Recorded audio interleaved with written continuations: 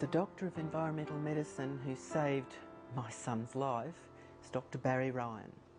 He's well respected around the world for his knowledge of environmental medicine. He did a lot of testings, of course, and sent different samples even to a lab in Melbourne, I think it was, and he was chemically overloaded. And we'd gone to other testings as well, and he was definitely suffering from multiple chemical sensitivity. He was chemically injured. When we realised it was chemicals harming my son, your whole life has to change. Everything that you did before is now different. You do truly have to remove all the chemicals from your home and not use them.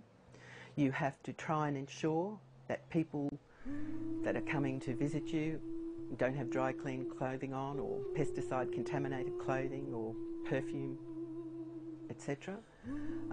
It's a huge process, and a lot of times you lose your family. It's affected my life to such an extent where you don't have your own life. It just takes everything from you because your life is consumed protecting your child or the person suffering chemical injury, MCS. James passed the time after leaving school when he was 10 by surviving.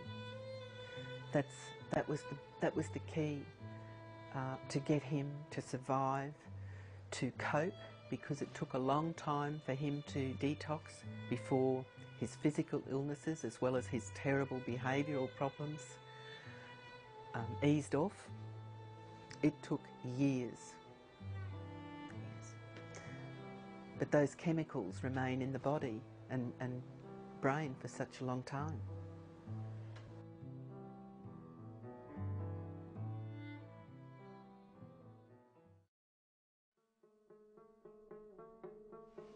I have started getting this website together just a few years back, but that was after about 19 years of work since my son's, or 18 years, since my son's violent reaction to the vaccine. I did a lot of work in that regard.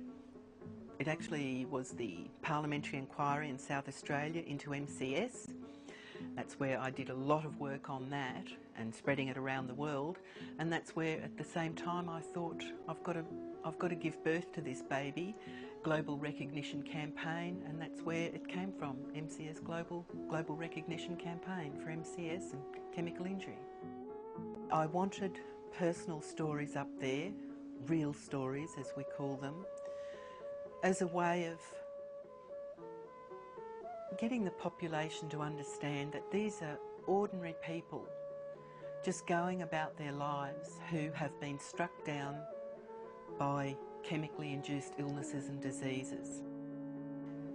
People, if they can just become aware of what they're using in their homes, what chemicals they're using, what chemicals they're exposed to at work. And chemicals we mean in personal care products, perfume, cleaning agents, pesticides, everything like that. People really are exposed to hundreds of these things every day, and they just don't realise, and they're not connecting the dots, that their illnesses and symptoms very well may be caused from chemical exposures. My final words are, please, everyone, when you see this website, just know that it's real, respect it, respect the data that you see on it, act on it, and embrace it. Choose and use chemical-free alternatives to everything you can in your life, and don't end up a statistic like the people on this website and millions of others around the world, please.